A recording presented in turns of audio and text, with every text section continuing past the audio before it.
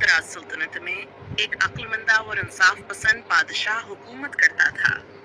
इसका नाम शाह आदिल था। शाह आदिल का नाम पूरे इलाके में इसकी दियानतदारी, अदल व इंसाफ और राया से मोहब्बत की वजह से मशहूर था। शाह आदिल का एक करीबी वजीर था जिसका नाम वजीर सलीम था।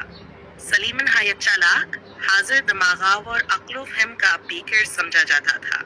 अक्सर औकात बादशाह के मुश्किल तरीन मसाइल को भयापने फहम फराज से हल कर लेता। मगर सलीम में एक और खास बात भी थी। वह लोगों को बातों में उलझा कर सबक सिखाने का हनर भेड़ खता था। इससे बाज़ अवक़ात अपनी बात मनवाने के लिए गैर रवायती रास्ते इख्तियार करना पड़ते। बादशाह को वजीर की हादा कभी कभार नागवार गुजरती, लेकिन जो उनके सलीम की नीतनीक होती, इसलिए बादशाह हमेशा से माफ कर देता। एक दिन की बात है कि बादशाह दरबार में बैठा हुआ था। अचानक उसने वजीर से कहा, सलीम, तुम हमेशा कहते हो कि इल्म सबसे बड़ी दौलत है, लेकिन मैं कहता हूँ कि ताकत सबक है। अगर एक गधे को भी तख्त पर बैठा दिया जाए तो लोग आसे बादशाह मान लेंगे। वजीर ने मुस्कुराकर जवाब दिया, जहां पना ताकत जाहिरी हो सकती है, मगर अक्ल और शऊर दिलों पर हुक्मरानी करता है। अगर किसी गधे को तख्त पर बैठा भी दिया जाए तो वो कभी भी अक्लमंद इंसान की बराबरी नहीं कर सकता।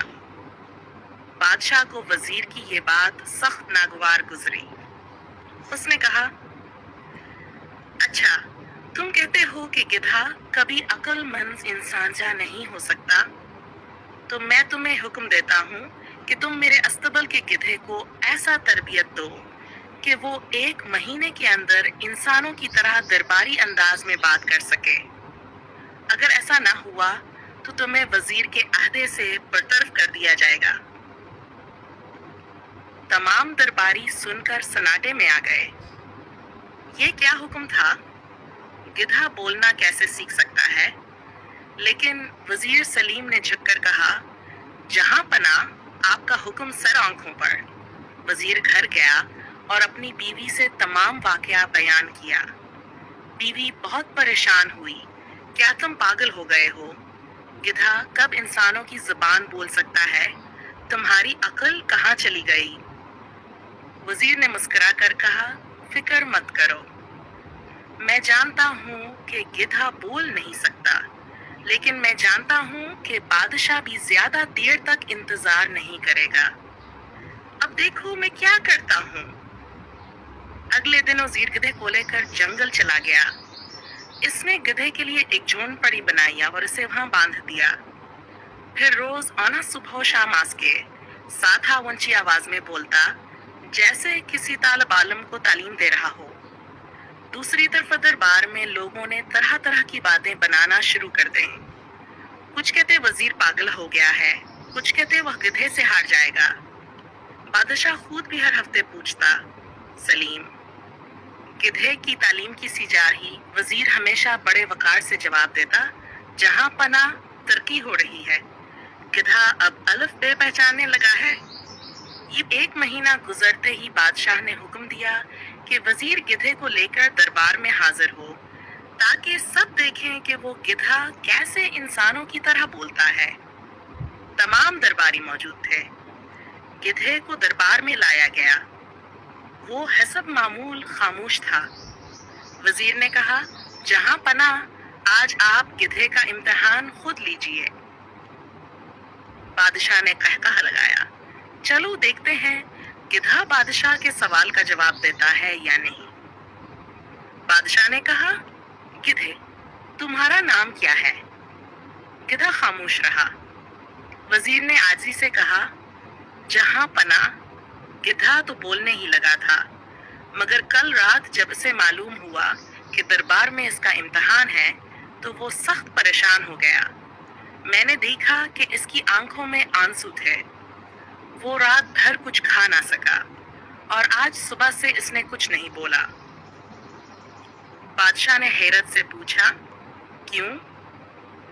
वजीर ने कहा, क्योंकि जहां पना, गिधा अक्लमंद हो चुका है। अब वो जान गया है कि अगर वो बोल पड़ा تو انسانوں کے سارے راز فاش ہو جائیں گے۔ وہ جان گیا ہے کہ انسان کس طرح جھوٹ بولتے ہیں، کس طرح ایک دوسرے کو دھوکا دیتے ہیں، کس طرح اپنی طاقت کے نشے میں کمزوروں کو کچلتے ہیں۔ وہ اب خاموشی میں عافیت سمجھتا ہے۔ دربار میں خاموشی چھا گئی۔